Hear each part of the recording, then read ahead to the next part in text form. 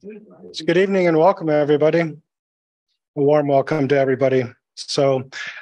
My name is Brother Charles Hilkin, a history professor at St. Mary's College and the chair of the Bishop John S. Cummins Institute for Catholic Thought, Culture, and Action. We welcome this evening as our 10th Montini Fellow, the 27th Superior General of the Brothers of the Christian Schools, Brother Robert Schieler. The Montini Fellowship is an invitation given to someone who has contributed significantly to Catholic higher education in its roles to evangelize and to promote the tradition of Catholic education. The fellowship is named in honor of St. Paul VI, who, through his leadership and papal documents, provided a blueprint for the kind of dialogue between the Church and the world that the Institute seeks to foster. The sponsoring body, the Cummins Institute, is named after the second bishop of the Diocese of Oakland.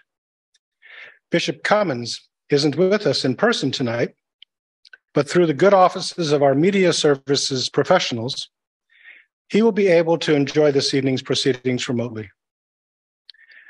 Bishop John, we send you our love and our prayers, and thank you for your prayers and for your modeling for us what a Catholic leader can and should be. I would also like to acknowledge the presence of SMC President Richard Plum and his wife Mary, and to welcome our distinguished guests from off campus. Brother Nick Gonzalez, the brother visitor of the San Francisco New Orleans District, our affiliated brothers Bob Gardner, Ted Sukahara and his wife Vicky, and Ed Taiwaniak. We welcome also local Lasallian school presidents and mission officers, David Holquin, Lawrence Puck, Sheila Garcia, and our own Francis Sweeney, and our District Secretary of Education, Mike Daniels. It is also of special note to recognize the presence of the college emeritus professors who gathered here earlier in the day for a special celebration of their years of service. Now, on to this evening's lecture. Our speaker, Brother Robert, was born in 1950 in Philadelphia. In his first year, he was a teacher in his home country, and then spent 13 years teaching in the Philippines. He was auxiliary visitor of the District of Baltimore from 1991 to 1998, director of education for the former region of USA Toronto from 1998 to 2001, and visitor of his district from 2001 to 2007.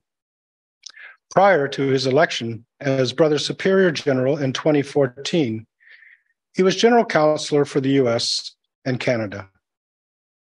His term as Superior General ended last May with the election of Brother Armin Luistro of the Philippines. Since then, Brother Robert has dedicated his time to a study of the Institute since the Second Vatican Council, searching for meaningful answers to the question of how we, both brothers and associates, have responded to the radical ecclesial call to renew the charism entrusted to St. LaSalle and the early brothers to give a human and Christian education, especially to the poor. Brother Robert's governance of the Brothers Institute was marked by a prophetic call to go to the peripheries, both for missionary fields of education and for sources of leadership.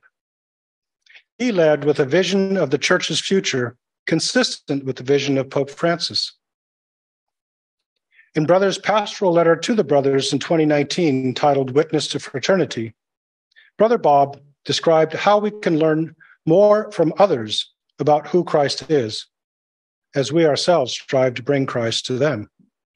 In his words, we all want to respond to the calls of Jesus, the Church, and the Institute to encounter those who are different.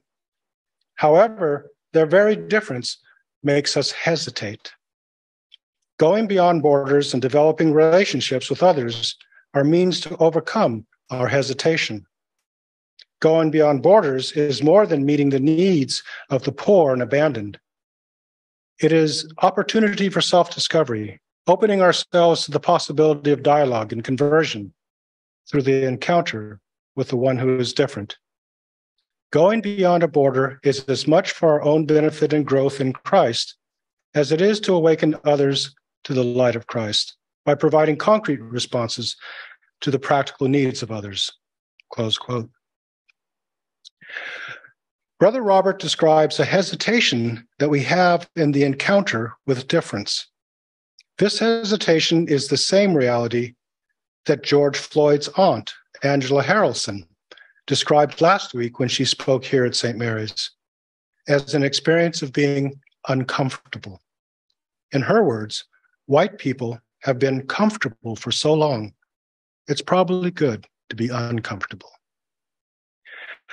Brother Robert comes to us this evening with the wisdom gathered from years of leadership as a teacher in the Philippines and as a leader of the brothers both here in the States and worldwide. His invitation to us is to continue the conversation about what we do together as Lasallian educators. Continuing with the pastoral message from Witness to Fraternity, Brother Robert wrote, "Encounter and dialogue are the ingredients to building both our communities and a more just, loving, and fraternal world. Meeting and conversing with others, especially those who are different, can break down our preconceptions, prejudices, and assumptions. Together, we can find common ground for cooperation and collaboration." Close quote. We thank you, Brother Bob, for accepting our invitation to share your discoveries in the spirit of St. Pope Paul VI, aka Giovanni Battista Montini. We look forward to your wisdom and can only be the better for your time with us. Following Brother Bob's lecture, there will be time for questions, for which we'll ask you to line up there, this microphone over on that side. And then coffee and refreshments, which will allow us the conversation over the ideas shared with us this evening. I now invite Brother Robert to the podium.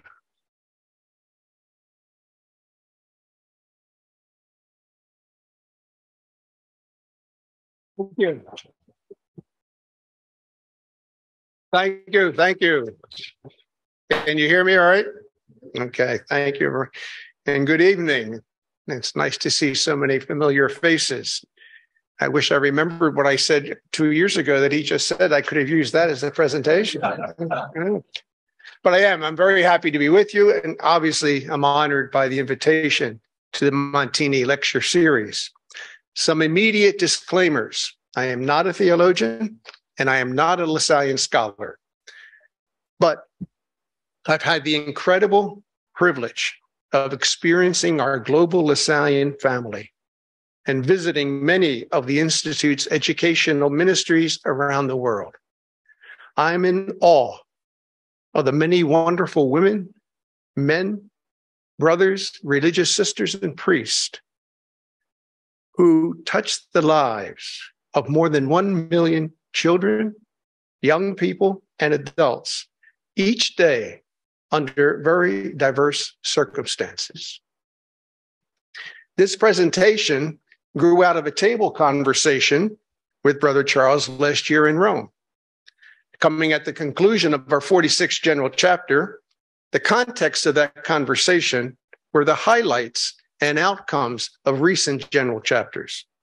And our discussion centered on to what extent chapter decisions focused on internal matters of the Institute and how much on events of the world and our church. But at a more concrete level, we asked if the Institute is experiencing continuity or discontinuity with its past.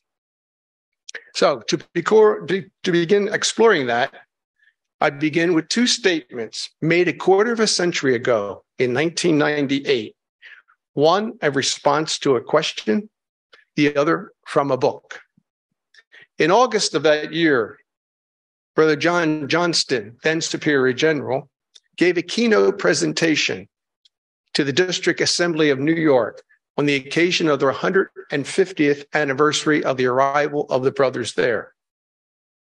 His presentation was titled The Lasallian Mission Today and Tomorrow.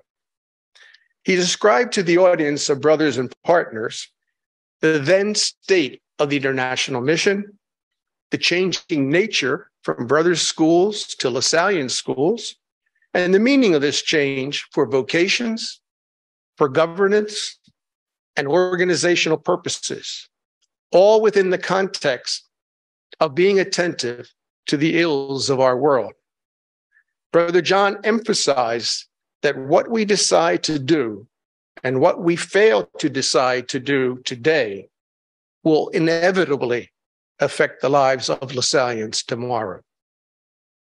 A question and answer period followed his presentation, and it was a question from the audience during that exchange which has stayed with me all these years.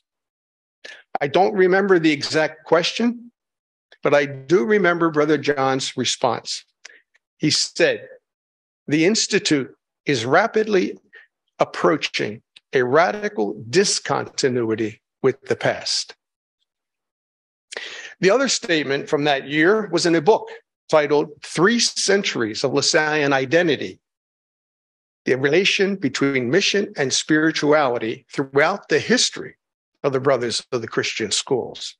And this was done by Lasallian scholar Brother Pedro Hill from Spain. And in referring to the documents and the decisions of the brothers at the General Chapter of Renewal in 1966-67, and the publication of our declaration, A Brother in the Modern World Today, as well as Vatican documents, Hill said, everything that happens in the 1960s is not for that decade, but for the century yet to come. Only thus, he said, can we see the event, its preparation, and its consequences as a grace of the Spirit for the church. He said it is a question of situating ourselves in the future, not the immediate present, and therefore the task must be a lengthy one. He said the new face of the church and of the world had yet to appear. In the half century since those two events,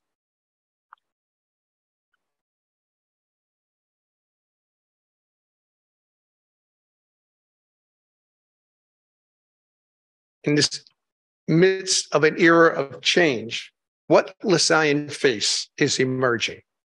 In what way is the Institute different from the past? At first blush, most of us can point to signs of discontinuity. Nearly 99% of Lasallian educators active in today's ministries are lay women, men, of whom the majority are women. New governance models, as a result of this demographic reality, exist.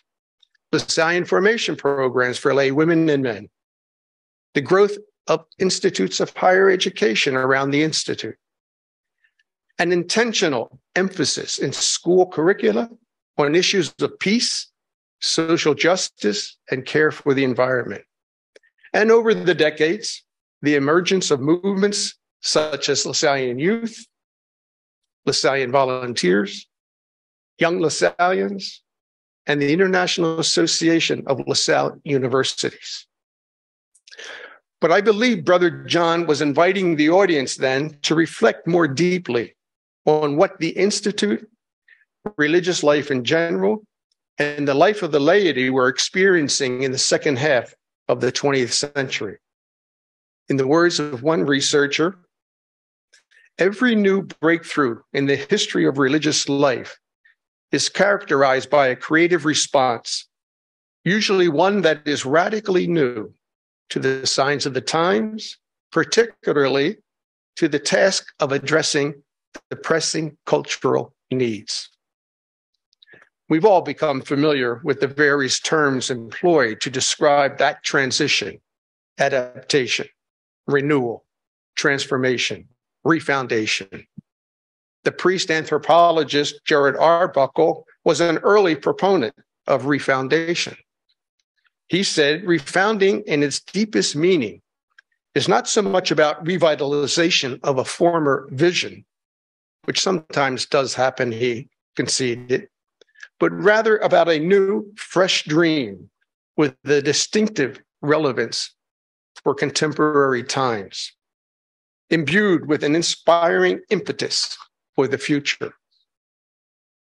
The most recent iteration of our Lasallian dream comes from last year's general chapter, where we said, we are one Lasallian family with diverse vocations, leavened for a more fraternal world, sent forth to encounter God in those who are poor and to promote justice. If the Institute is rapidly approaching radical discontinuity with its past, the question is which past? And Brother Pedro Hill's study offers an answer. While in the time allotted, I cannot do justice to his monumental study, his central thesis is the identity and mission of the Brothers Institute, as well as other congregations, is molded as much by the forces of change in society as by any decision of their own. Gill argues that while the Institute and other congregations grew and expanded in the 19th century, they did so due more to the growth of the social demand for popular education, quite independent from any initiative on the part of the congregations.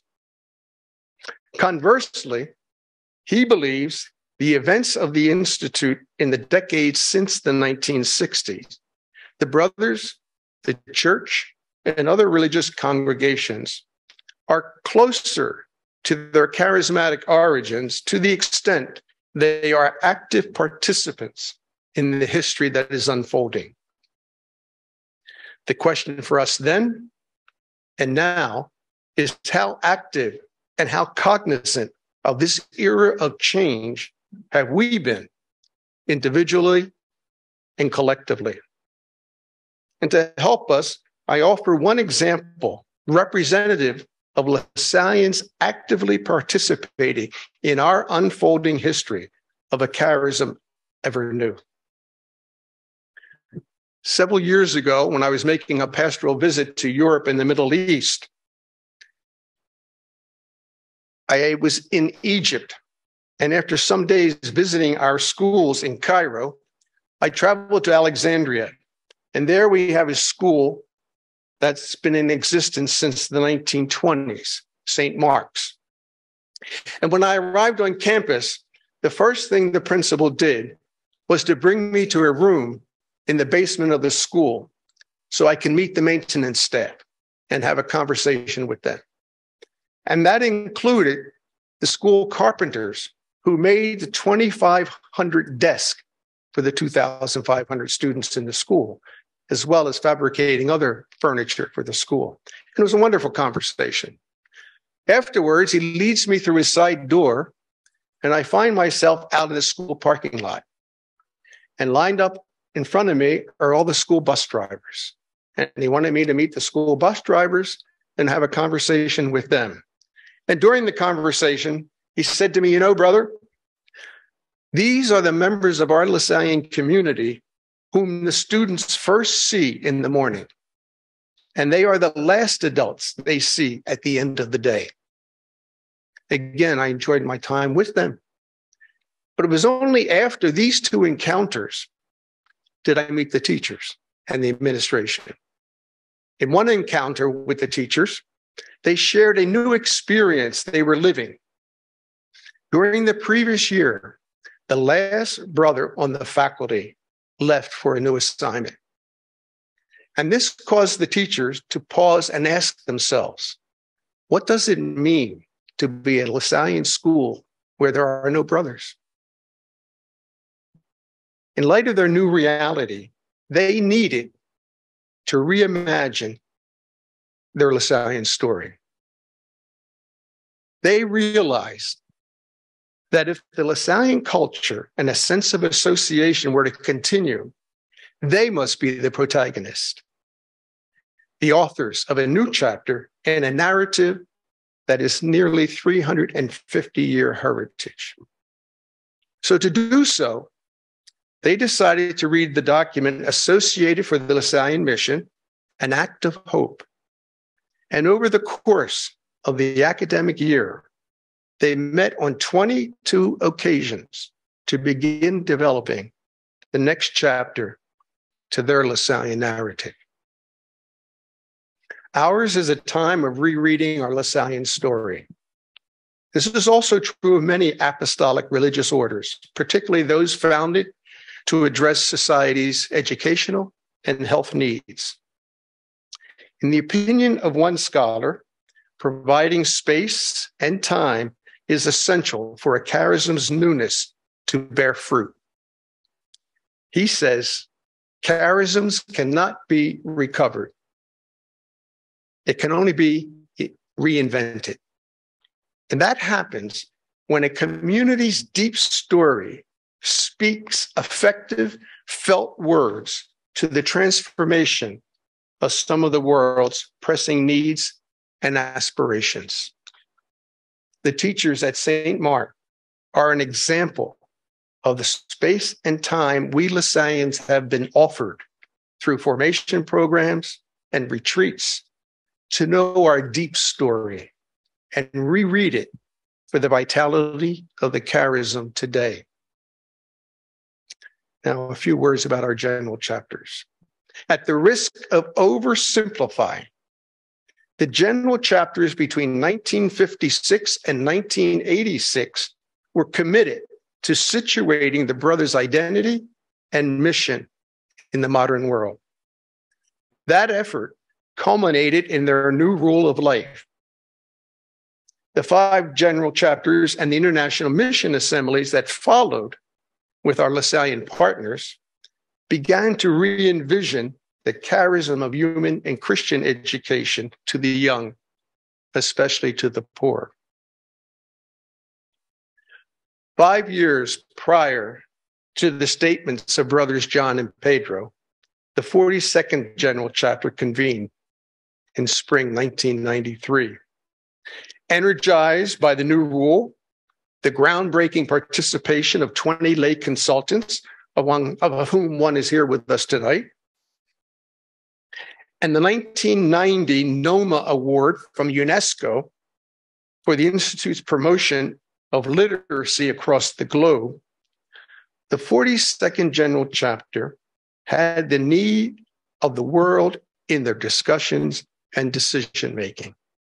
This is evident in its very first proposition, appealing to the regions and districts of the Institute to make available 100 plus brothers and a certain number of Lasallian partners who will be sent in mission to create new apostolates for the poor or to renew or strengthen existing educational apostolates for the poor. And this call was immediately followed by the proposition to name a group of experts in the field of education who will serve as observers of the broad educational concerns throughout the world to enable the Institute to develop a public policy. The proposition resulted in 5 colloquia held over a period of 5 years in 5 different parts of the world. Why these 5? The first coincided with the International Year of the Family. Then as now, the changes being experienced in this basic social unit have implications for schooling. The second focused on North-South relations with particular attentions to poverty, exploitation, and the interface between Christian and non-Christian religions. The third explored how the Institute was or was not involved in issues of population explosion, migration, racism, and urban violence. The revolution in technology and the speed of information exchange was an obvious choice for examination by an institute dedicated to education. The last asked how best to announce the gospel to the poor and the young in our globalized, postmodern Lasallian world of diverse cultures and religions. Equally important of the return to the poor was the issue of shared mission. The participation of 20 consultants in a general chapter was historic. It merited an article in the Vatican newspaper. That shared mission became an institute priority for the succeeding 7 years, is in large measure attributable to these new voices. In their departing statement to the capitulants and the Lasallian world, they said the commitment to shared mission was irresistible and irrevocable. They also stated, we are called to reveal to our students and one another those human and spiritual values typical of the Lasallian spirit. Values such as the interior life, respect for the family, the dignity of women, the rights of children, and the care for the poor. It went on to say, whether we are Christians, members of another religion, or humanists, we are all called to take our place in the mission that the Institute received from God, whose spirit is at work in every culture and in every religious tradition. 7 years later, consultants and brothers would gather again at the 43rd General Chapter on the cusp of the new millennium. And they would evaluate those two propositions and discern how the shared mission and Lasallian association were moving forward. A significant achievement of this chapter was an initial effort to give definition and structure to the emerging movement of Lasallian association. Partners, the chapter declared, are everyone involved in the Lasallian mission. Associates are individuals who live a vocation inspired by John Baptist de La Salle, have been involved in the mission for some time, and may have had a community experience and an awareness of the mission beyond their local ministry. And regarding structures, an international gathering of brothers, partners, and associates was supported, as well as establishing district mission councils and assemblies, enabling partners to participate with deliberative vote. For their part, in their closing message to the chapter capitulants, this group of consultants said, yes, it was a source of grace, allowing them to discover with joy the universality of the founder's charism. However, they said, we are not convinced that the present style and format of the general chapter will be appropriate for the future, given the increasing participation of partners throughout the Institute. In the quarter century that follows, there are 3 additional general chapters, 3 international mission assemblies, and they reveal trends contributing to a desired vision for the Institute and the Lasallian mission today, and the accompanying tension they produced. Again, in the interest of time, I'm going to mention only 3 of the trends and 3 of the tensions. The trends: a more inclusive institute, welcoming Lasallian partners and associates, and promoting co-responsibility for the mission. A commitment to the spiritual formation of Lasallian educators, and a conscious and persistent desire to place the poor at the center of the mission, advocating for the rights of the child, and educating for social justice and human dignity. The tension of the charism for the educational service of the poor with the reality that the Institute was predominantly serving the middle class. Concomitantly, the tension between mission in the traditional school setting to mission in non-formal education. The tension between the superior's calls for radical transformation to bring about the desired renewal of the Institute, and the brother capitulant's preference for incremental change to achieve that renewal. The tension of a traditional community life exclusively of brothers, and the emergence of mixed communities of brothers with lay women and men and families. It's also, I think, important to note at this stage, too, at the 45th General Chapter in 2014, as it relates to our topic, less than 30 years after its implementation, the new rule underwent significant revision, an indication of the rapidity of changing underway. Introducing that work of revision, Brother Alvaro, then superior, echoed Brother John Johnson's 1998 statement and succinctly stressed the fundamentals for us today. He said, not only because the rule is being revised, but because we are at a time of making decisions that should go beyond a simple redoing or renewal. We need a greater change, he said, without regrets and with much trust. We are at a time of refoundation in order to ensure the future of our charism. Furthermore, he said, concerning the challenges confronting the Institute, its mission, and recalling the 5 colloquia, he said, I believe that one of the major challenges that the General Chapter has is to open ways in order to respond creatively and with a variety of possibilities, among them, of course, the school, but not only the school, to the vast array of needs of children and the young today, and to the old and new forms of poverty afflicting our world. That world we are called to stir up. The second issue, echoing from the 1993 chapter, was the call for the Mission 100 Plus initiative. It was another call once again, for the Institute to go beyond its borders to engage in ministry with the poor. Relatedly, the Institute went into partnership at this time with the Marist brothers to create the Fratelli Project, establishing ministries to the poor on the borders of our societies. Renewal of the Institute is not possible without a collective commitment with the poor. St. Paul VI was convinced that the church is evangelized by constant conversion and renewal.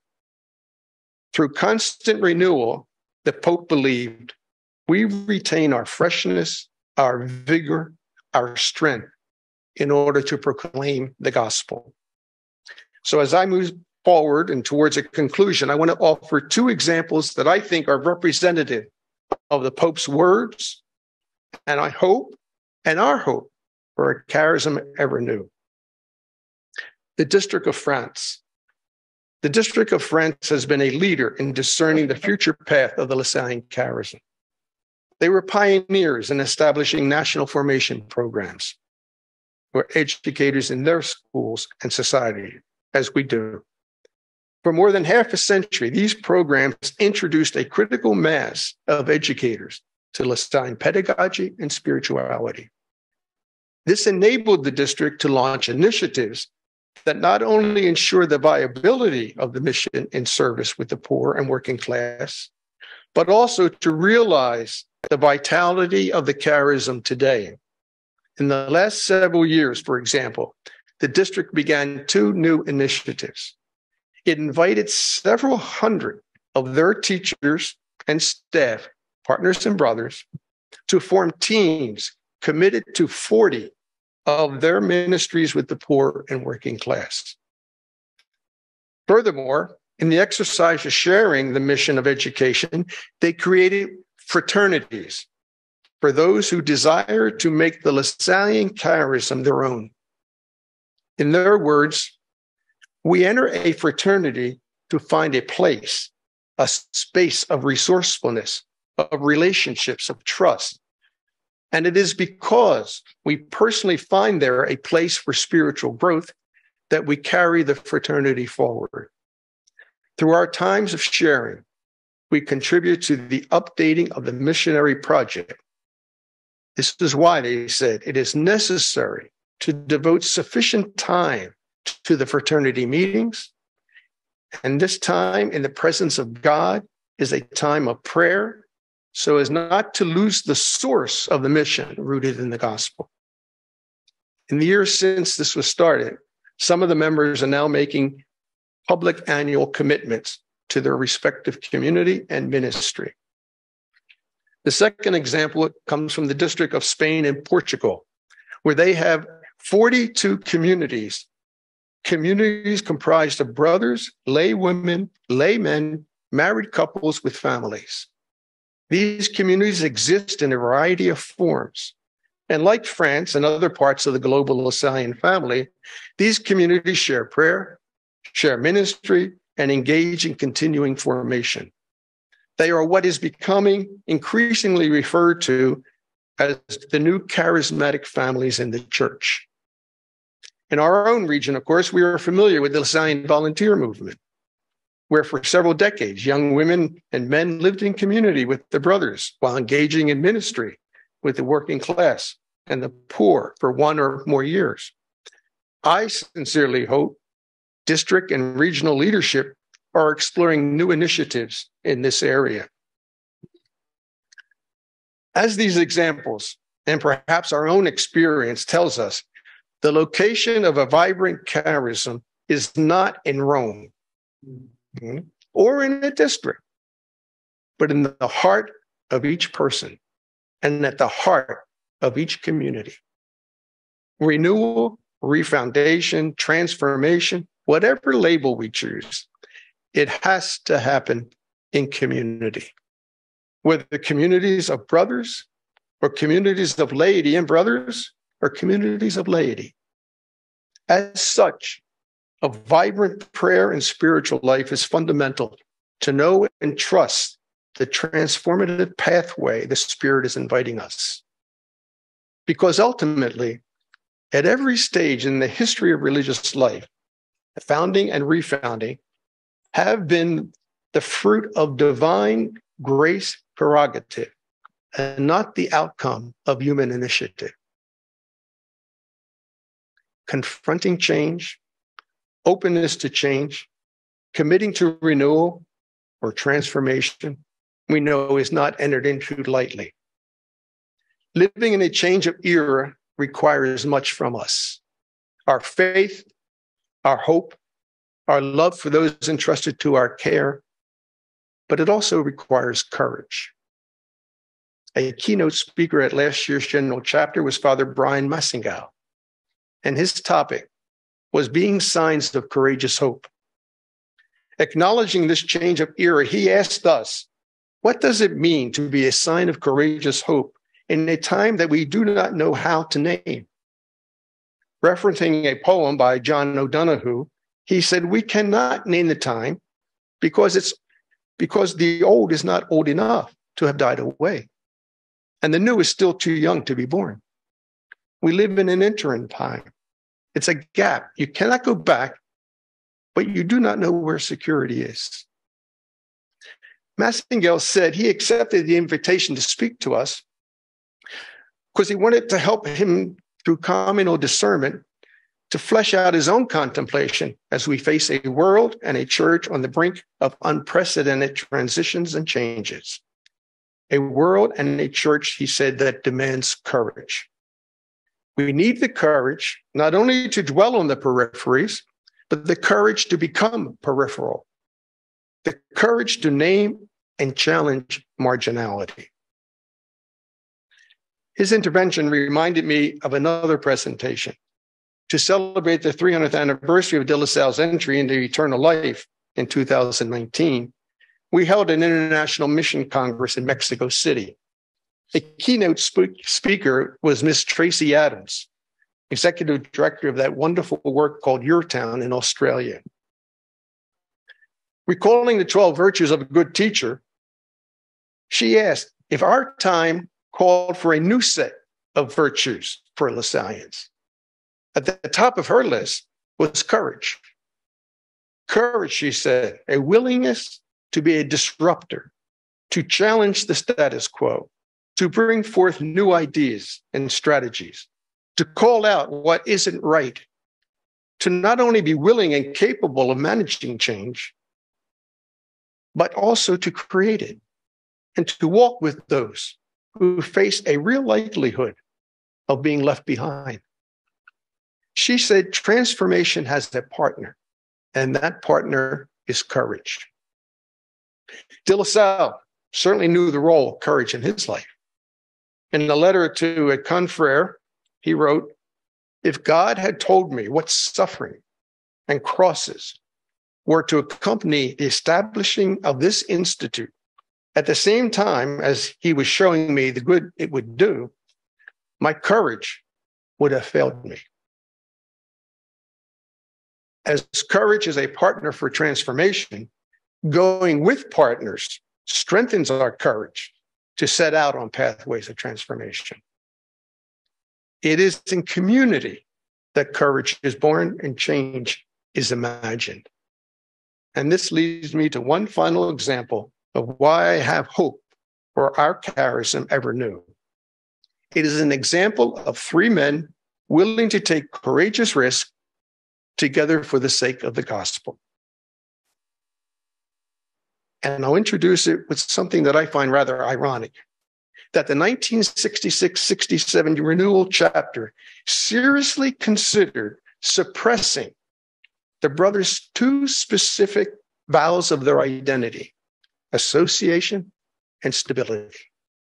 The capitulants thought that in the second half of the 20th century, these two vows were anachronistic and unnecessary.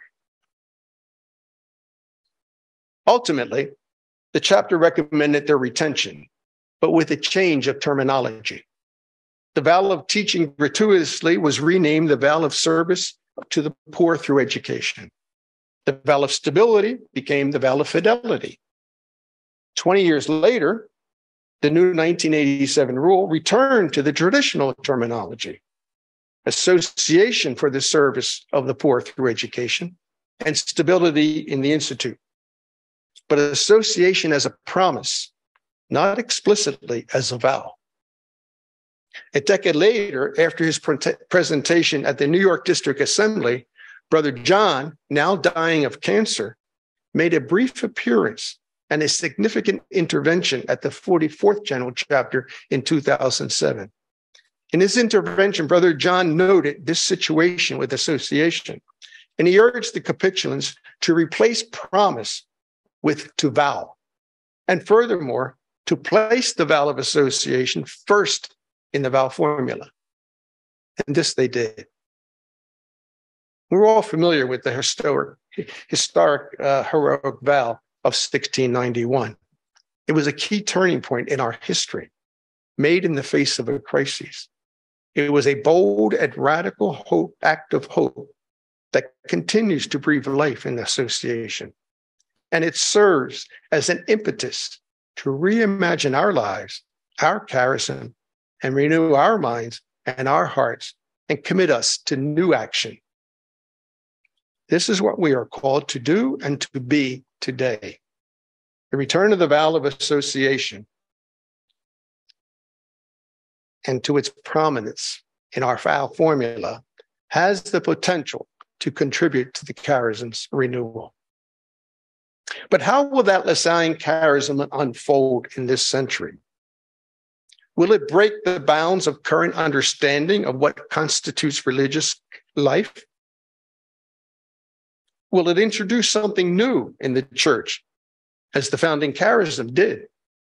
An historian of the church religious orders and society in 16th, 17th, and 18th century France said, LaSalle's creation was more radical than anything we have seen so far, as he and the first brothers reworked existing models to educate young boys from poor social groups. He goes on to say, such a drastic departure from the educational practices of the earlier orders and congregations evidently called for an equally startling break with some of their key constitutive features. Will our re-engagement with our charism lead to the renewal of the Brothers Institute as called for since the historic 39th General Chapter in 66-67? Will it lead to a new society in the church called perhaps the Lasallian family or something similar with its own identity its own structure, its own governance model, or will lead to some combination with Lasallian partners and brothers in communion with one another to meet the needs of poor children and young people in our educational settings that we have yet to imagine.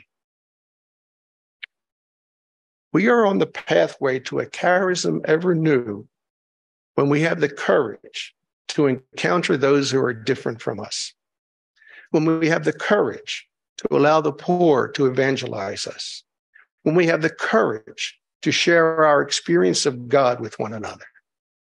Still, even with such courage, for a charism to be born anew, renewal of the mission is not enough.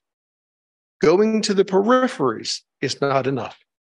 Jesus, his followers were with him at the peripheries, but it was not enough for some of them. The gospel tells us that many of his followers found his teaching too hard and left. LaSalle and the first brothers, too, were at the periphery.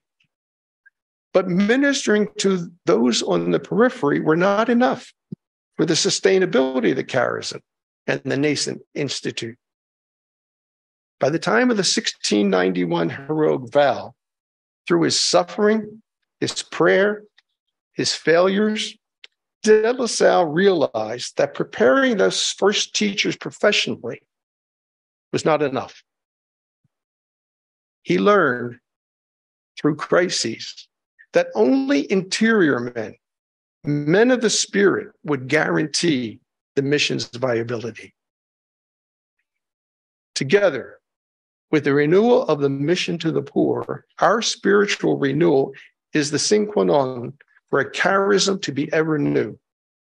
We are called to be, we must be, women and men of the Spirit for the Lasallian charism to be a source of light and life for those being left behind. So I end this reflection where I began, the renewal chapter of 1966-67. In the declaration, addressing the brothers, but apropos for Lasallians today, and to paraphrase, to achieve the adaptation and renewal asked for by the Second Vatican Council, it seems important that we be ready to heed and to discern the challenges that the Holy Spirit addresses to us through the mediation of our fellow human beings. Since we have chosen to work for the salvation that comes from Christ, we should let ourselves be led by the Spirit of God. Sometimes the Spirit stirs up in us the desire for renewal.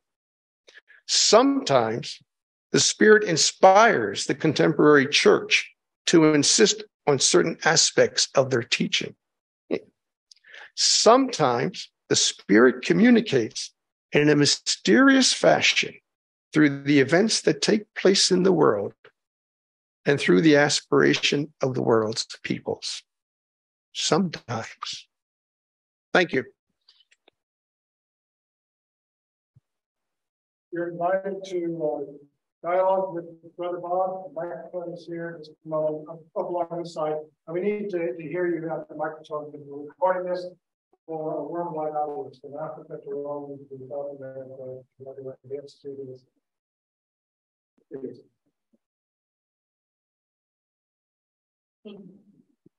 I won't be offended if there are no questions.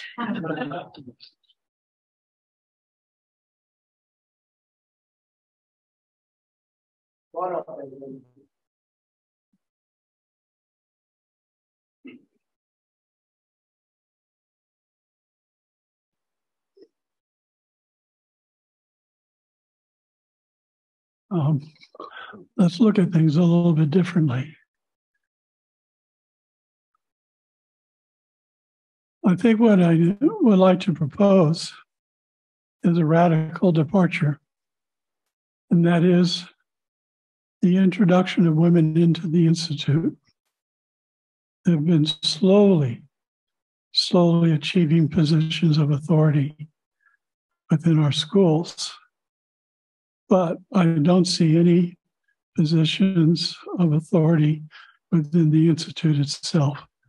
It's still rather strictly a brothers' institute. Connected to that, I think what restricts the coming of women into the Institute fully are the three vows. I think we no longer need them, particularly if you look at the vow of poverty, whereas there are parts of the Institute where poverty is dominant, to say the least. And yet you look at the surroundings of the schools in the United States, even the poorest of our schools are rather expensive operations, to say the least. And so I'm just wondering, what's your reaction to those two thoughts? Fine by me.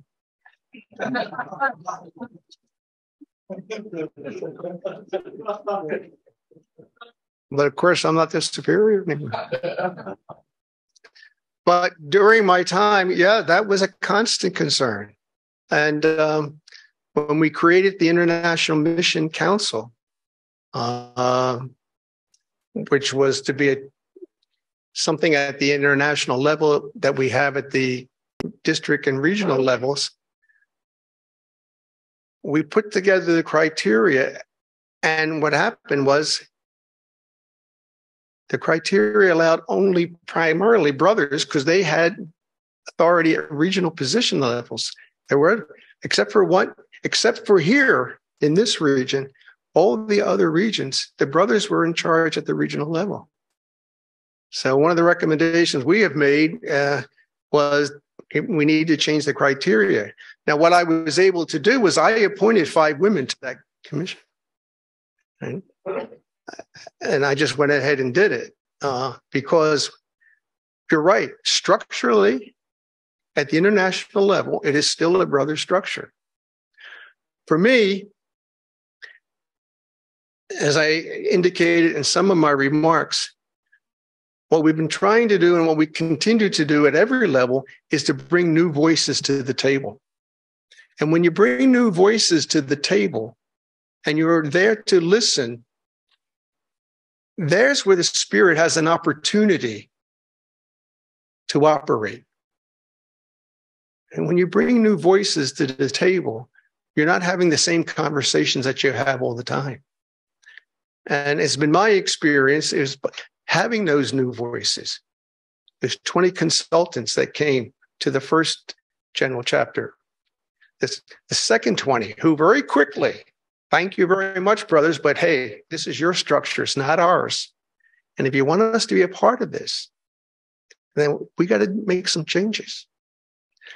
To my mind, the changes we made, though, are still brother structures. All right, we have district councils. Okay, let's have councils with lay people. We have mission councils. Okay, let's have mission councils with lay people and brothers. Still brother structures. So my hope continues to be, from some of the examples I was trying to share with you, that when you bring other people to the table, other voices to the table, and allow through a period of real discernment and listening and prayer for the Spirit to tell us where we're going in this century. And the 3 possibilities that I list, there could be other possibilities. But I listed some of those because that's what's happening in other congregations right now. All right. The dicastery for a consecrated life and apostolic life in Rome really do not know what to do because of congregations are already breaking the bounds of what's traditionally understood in canon law of the different groups. It's already underway. And I was quite pleased by their response of openness to consider how to go forward. But yeah, no, we still have a long ways to go in terms of governance structures. Absolutely. Yeah. We're on microphone, so I have to be careful. But I have some other thoughts. Afterwards, Brendan. Yes, Gary. Welcome, Brother Bob. Thank you. You traveled all over the world for 14 years as a council member and as a superior. And I'm sure you've developed a unique perspective about the United States. And I'd love for you to share with us how should the United States, what roles should they play, we should play? What perspective would you share about our schools, the Lasallian mission here in the United States? Mm-hmm. Thank you, Garen. Well, honestly, I think, collectively, as a region, we are with France and we are with Spain in terms of what we provide in terms of formation. That is a key, which unfortunately isn't happening everywhere.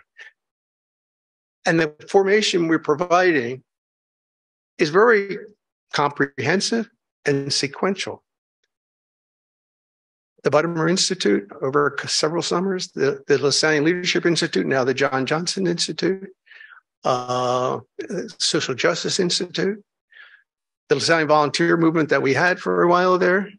I think in many ways, those structures are ways of helping us understand what is the charism to become. Yes, it's still brother structures, as Brendan has mentioned, so there's limitations there. But we're dialoguing with one another to see how to go forward. I think we make the effort to try to reach out to the poor in the ways that we can. My own personal feeling is, as brothers, we need to act collectively. The Mission 100 Plus, the Beyond the Borders, those are niches, but I think for our vitality and our vocations, we need to collectively go forward. And we sometimes hear the concern, we got to watch our schools and concern our schools disappearing from our schools. We need to be active, proactive. And I have a lot of confidence in the men in this region. And I have a lot of confidence in the women pushing the men to go forward. I don't know if that answers your question, or if you had something else, but I think we have been responsive to what the chapters have been asking us. But I really just feel, and this is maybe what you can do, and maybe our universities in a conversation, in a dialogue across the region, is we need to go to the next step. And we may not know what the next step is, but we have the people, we have the experience, we have people of all kinds of formation who can help us go and try to discern what is the next step. Because I think we are at that point. I think, Brother Alvaro's comments that I quoted earlier, he sincerely believed that we are at that stage, that it's time to take the next big leap, as we have done in the past. And not be afraid. And it does take courage. But when you have people like Tracy Adams, it can happen. It can happen. So, brother, I'm both moved and challenged by your talk. And in particular, I'm one of those penny pinchers who, as an administrator, needs to figure out how to fund our mission. Mm-hmm. What advice would you give me and others who are responsible with funding the mission, responding to this interim time where there's so much complexity, there's so much polarization, there's so much vitriol that goes on, that any one crisis can deeply impact an institution. Mm-hmm. So I love the sentiment of courage. What advice would you give me on a practical level about how to get that courage amidst the storms?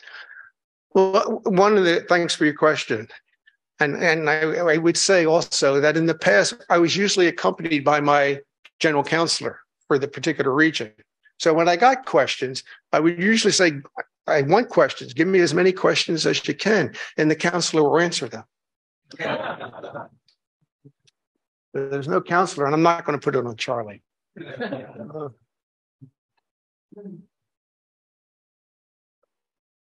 Now I already forgot your question. Oh. One of the things I said, and again, I do believe this, we need to be in a community to discuss those kind of questions. None of us have the answer. And I don't know what's still happening, but there was a time where, like, you have LASCA. So you're certainly discussing some of these things. But at the university level, there were times when the mission people were meeting and the various vice presidents were meeting and all. I don't know how much that is still happening, because there's been a tremendous change in leadership in our universities in the last couple of years. So that's where, you get the thinking. That's where I've looked for the universities who have the people with the experience, with the knowledge, with the ideas, bringing them together and helping us. And I've noticed, and you'd know better than me, there are all kinds of variety of models on how to get funding for different kinds of projects. In my own district, we've had a couple of San Miguel schools that went under because we just couldn't afford them. And we just didn't have it. But then we also had and have, a leadership in one particular school that decided how to start a San Miguel school and how to get it funding. And that San Miguel school in Washington, D.C. has a huge endowment that they've been able to build in collaboration with the school that started the San Miguel. The relationship, the partnership between a very well upper middle class school and now the San Miguel school. And they created a structure and a model where that San Miguel school is vibrant financially, as well as being a good school. And that's just one model, one example. There's others. I mean, I know in this district, you have that 5%, is it? I mean, that's another way of approaching it. And there are a variety of ways. But I mean, ideally, yeah, we want that donator to give us $100 million, that would be great. But and I'm not a finance man, so.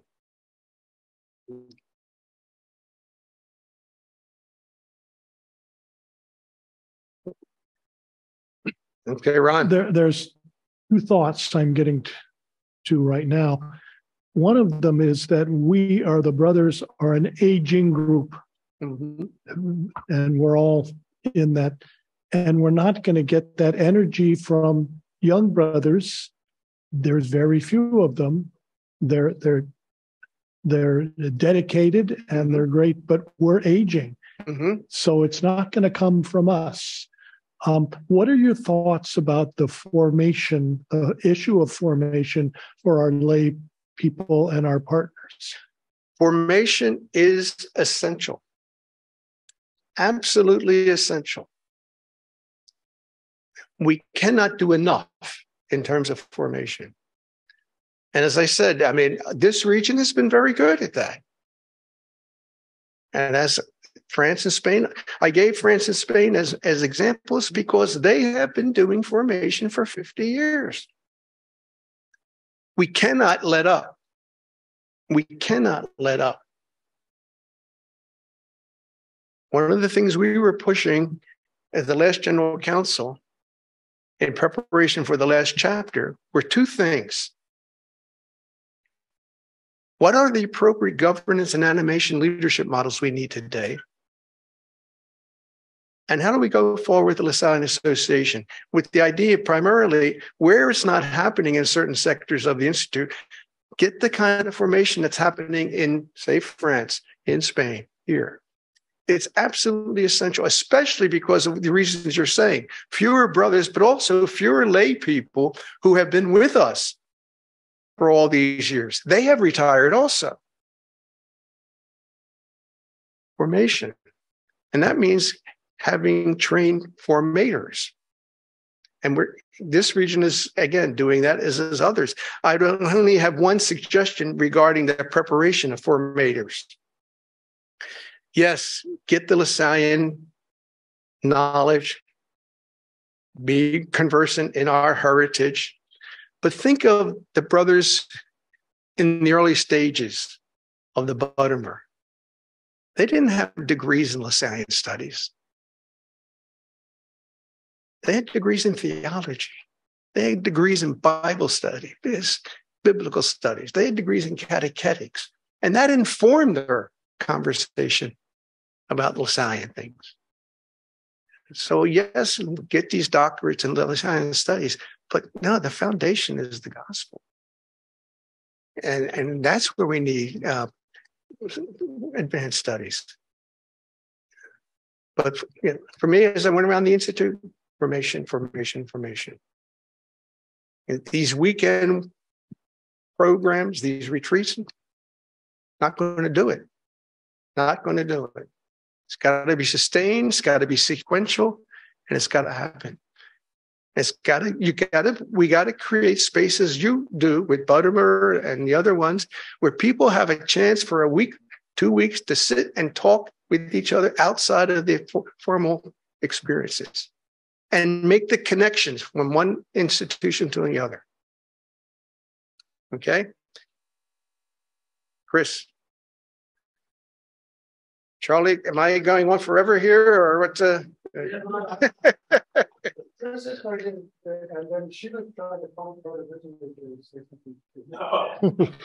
Okay.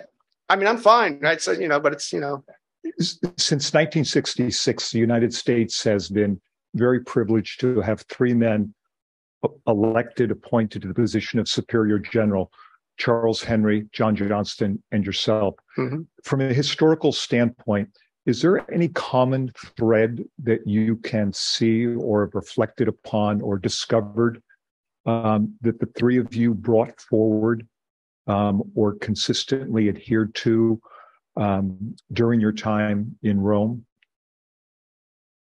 Why the three of us were elected?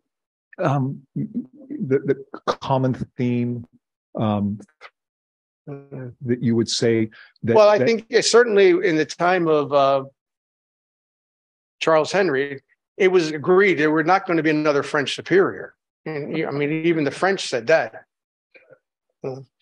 But I think at that time, the Institute saw the American contingent as the resource of understanding the needs of the Institute today. And they saw us with the ability to go forward in this change of renewal. And they saw Charles Henry as one of the people that could do it. We were considered the most vital region at the time, including the French brothers. They saw us as the future. I mean, we had so many young brothers. And again, it's interesting, so many young brothers, but 3 years later, it's gone, quickly.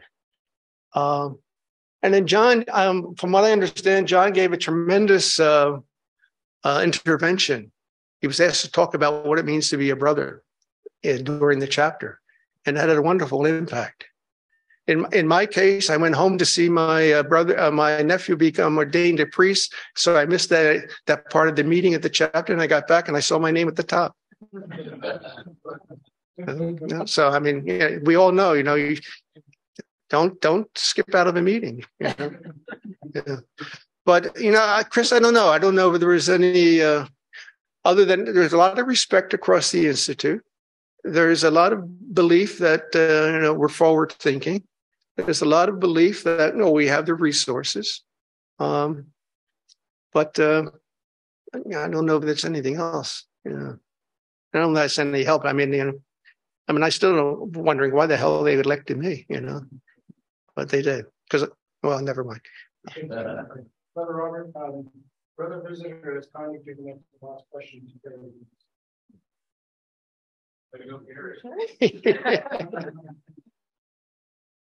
Thank you, Brother Nick. Hi, Karen. Hi, Brother Bob.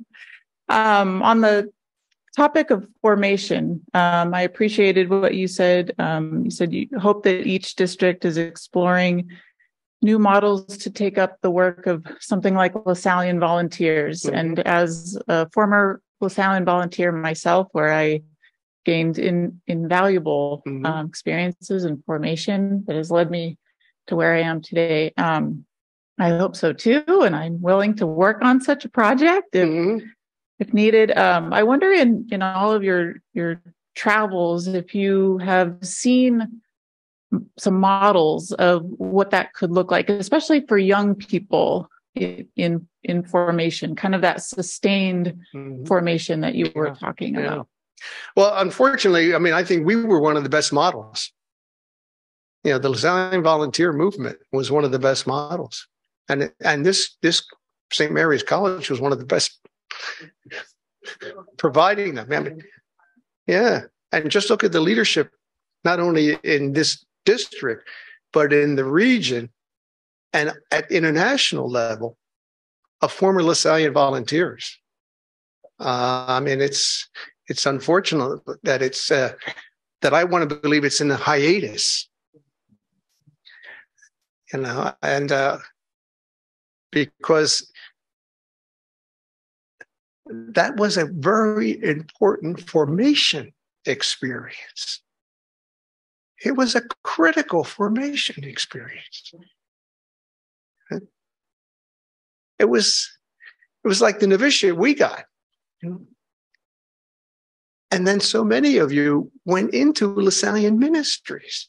You brought the formation with you and are providing leadership in many of our schools in this region, as well as in Great Britain with Heather and then Alyssa with the chair of the International Mission Council, all Lasallian volunteers, or from St. Mary's.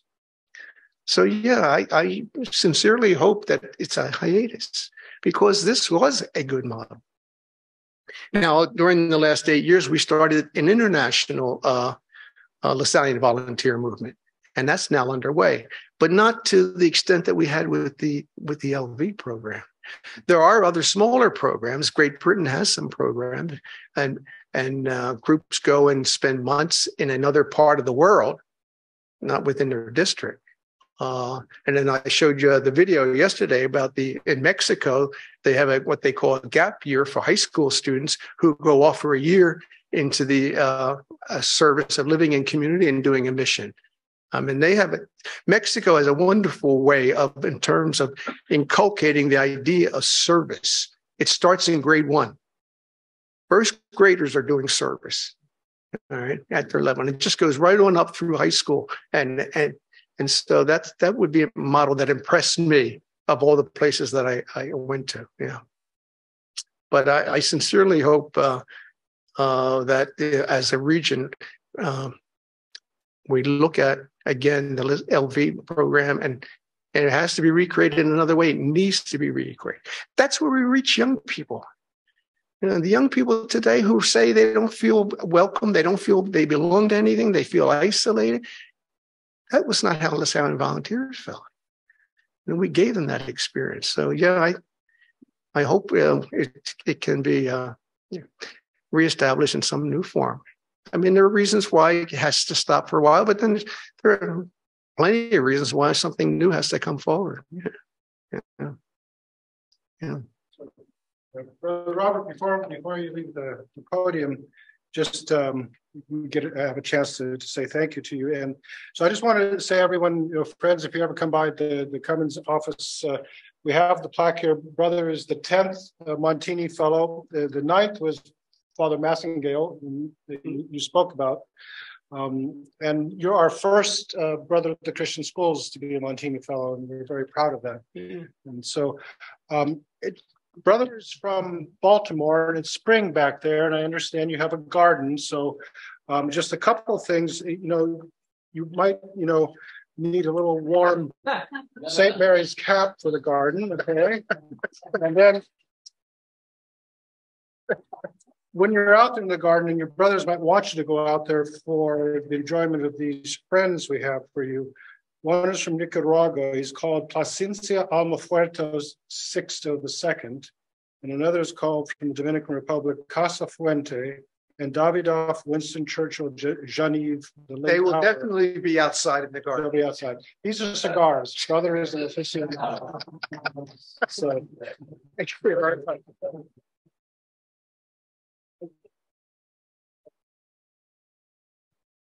Thank you. Thank you. Thank you.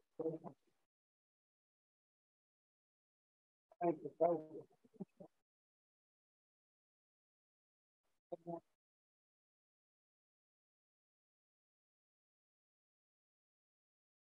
One quick story. When I was having the transplant, they asked me, did I smoke cigarettes? And I said, I've never smoked a cigarette in my life. And it's true. I have. I've never smoked. They never asked about cigars. Here's the coffee, please, and cookies. Thank you to Sally Jameson, our mission coordinator. Yes. And Robert. Thank you, Charlie. Oh.